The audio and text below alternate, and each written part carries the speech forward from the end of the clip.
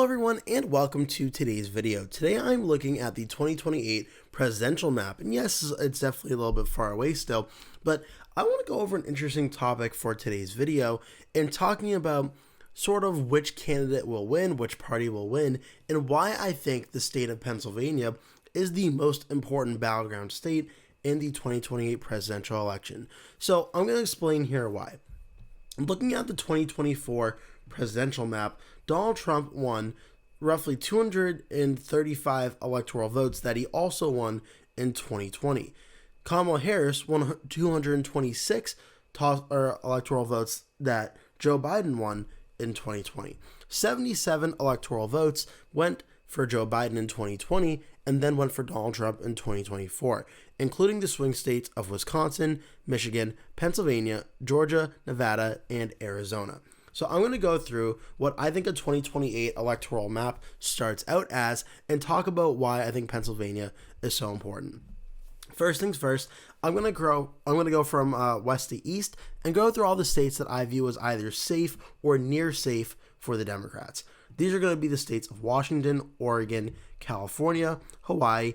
Colorado's probably going to be either safe or right around safe. Illinois will be safe.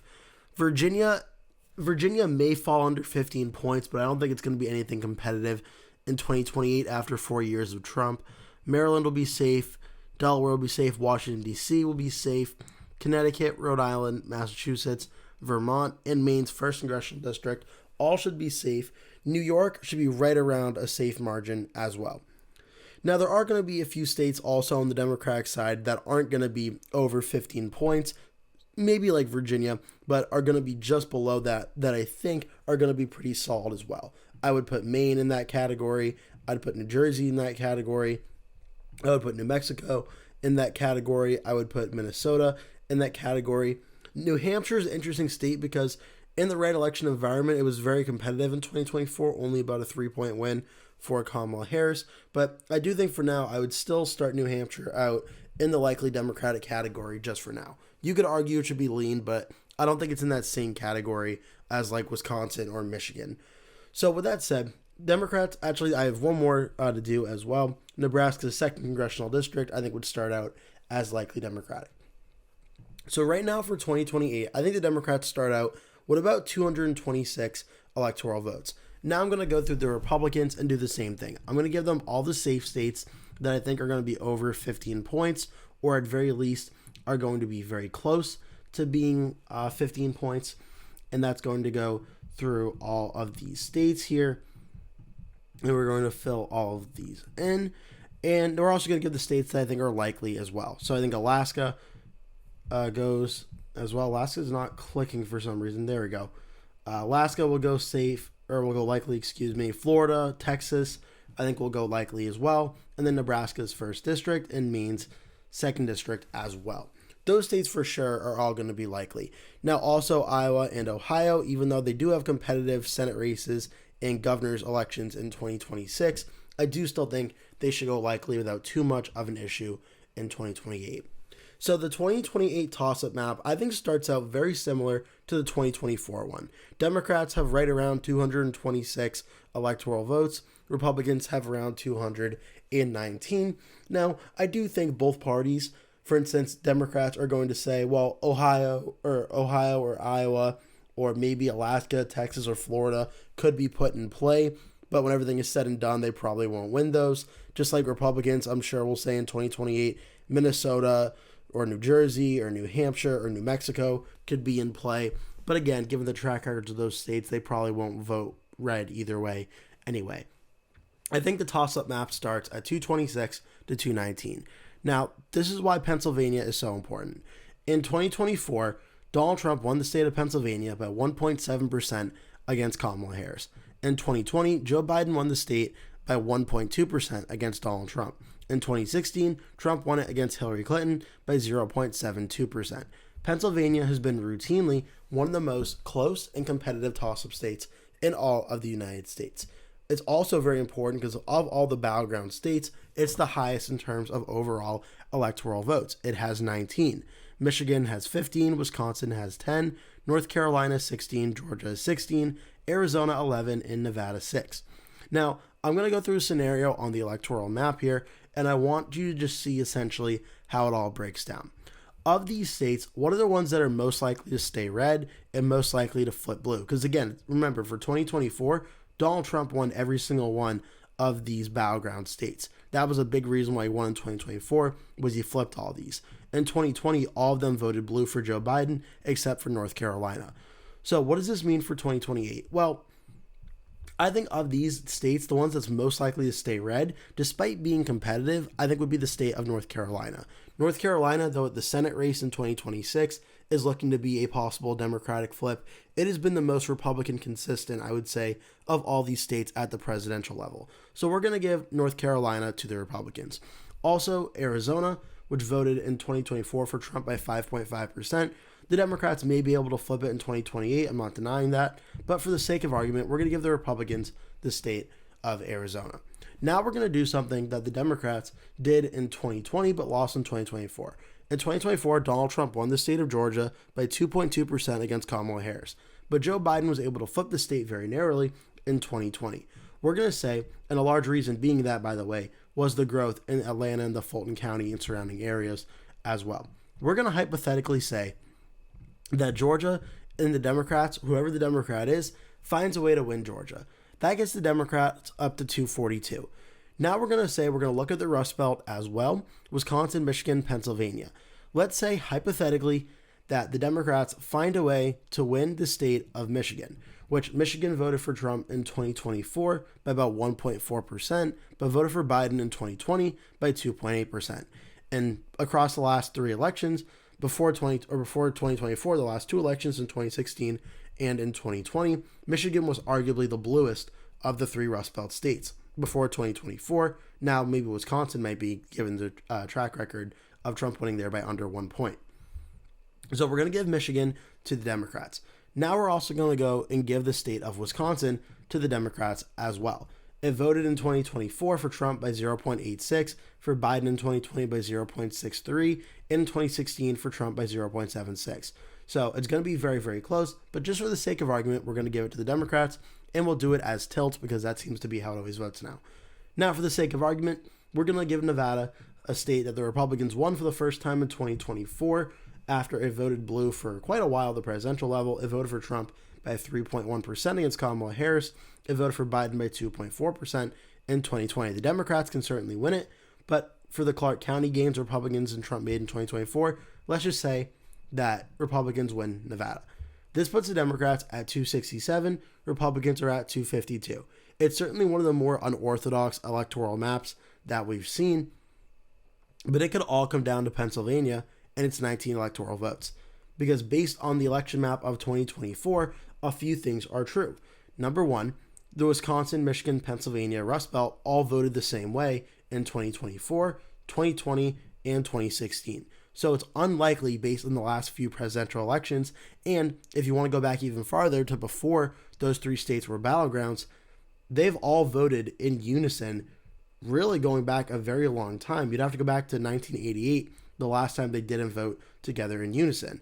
And even then, 3.6% for the Democrat in Wisconsin, 7.9 and 2.3 in Pennsylvania and Michigan and Pennsylvania. So they've voted in unison a bunch of elections in a row now. So it would be breaking history for them not to vote all in the same way. But given how close these states are in margin, I mean, just a few 10,000 votes in Wisconsin, Michigan, or Pennsylvania could break that streak. So could the Republicans find a way, whether it's J.D. Vance or Marco Rubio, to build on the success of Donald Trump in 2016, 2020, and 2024 in turning these states into battleground states? The main Republicans' pathway to victory now relies on these Rust Belt states. Can the Republicans do it, win Pennsylvania, probably by under 1 point, and win the state? If they do, based on this current map, it would put the Republicans at 271 electoral votes. Now, if the Democrats can keep with history and win all three of them, it would put the Democrats at 286 electoral votes. But now you may be saying, well, okay, what if Republicans, because they won Nevada and Arizona and North Carolina, they all went red in 2024. What if I'm wrong about Georgia? What if Georgia doesn't become the Democratic state the Democrats are banking it on? what happens if Republicans win Georgia? Well, due to Nebraska's 2nd district going blue and Maine's 2nd district going red, those two cancel each other out. The rest of the map, the way it's worked out, Democrats are at 270 electoral votes exactly. Republicans are at 268. Because Democrats won the state of Pennsylvania, Michigan, and Wisconsin, it essentially blocks out any conceivable pathway to victory for the Republicans without the Republicans pulling off a shocking victory in a state like New Hampshire or New Jersey or Minnesota, or maybe even New Mexico as well. But these are all states that are far more likely to vote Democratic than Wisconsin, Michigan, or Pennsylvania.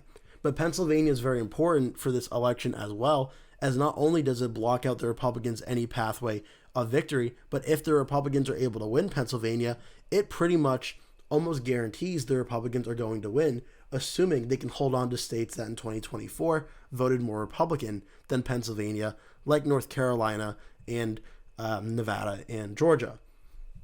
So let's go through the map here. Is it possible Democrats can win? Say they win Georgia, and let's say hypothetically they win Nevada as well. The Democrats can still win without winning Pennsylvania. But then what if Republicans continue the trends in the Rust Belt of holding down Wisconsin? Now the map gets a little bit trickier once we take Nevada and Georgia out of the equation for the Republicans. But like we saw in 2024, Nevada went red by 3.1, Georgia went red by 2.2. Both of them being blue or red in 2028, it would be an interesting trend considering how 2024 voted, where everything sort of voted in unison. The only way, really, we could see the Democrats win if Pennsylvania votes red would probably involve something similar to this map, where Wisconsin, Michigan, and Pennsylvania would have to break the trend of voting all in unison, and the Democrats would have to pick up another state like Georgia or North Carolina, or maybe they can find a way to get momentum back in Arizona. It looked like after the 2020 election, the pathway for the Democrats going forward was going to be holding Arizona, holding Nevada, and hoping to win the Rust Belt.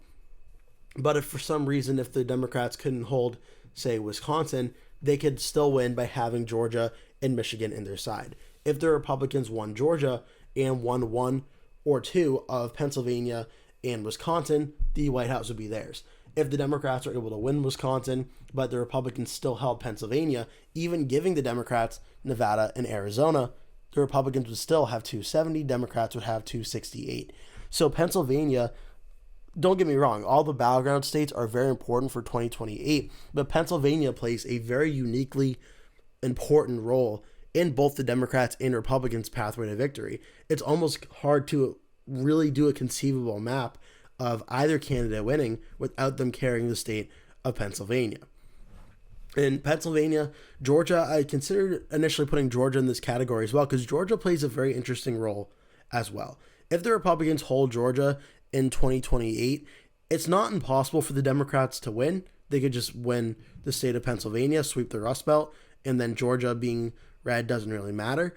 But if Georgia goes blue, it definitely increases the Democrats' chances of winning in 2028 if the Democrats can win the state of Georgia. But also it's important to mention that yes, the Atlanta area is growing for the Democrats and they're doing stronger in Georgia than they have before. At the same time, Republicans are doing very well in 2020 and 2024 and 2016 in Wisconsin, Michigan, Pennsylvania. Now 2028 is going to be very fascinating as it'll be after Trump's second term. Trump's current approval ratings are not looking too great at this current moment. Trump's at 40.6% favorable or approve, disapproves at 56.8%. If the election were held today, based on the current polling numbers, I'd say it's probably something like this: 303 for the Democrats, 235 for the Republicans. If you really wanted to push it and the Democrats nominated a great candidate, maybe North Carolina could flip as well, putting the Democrats up to 319, Republicans at 219.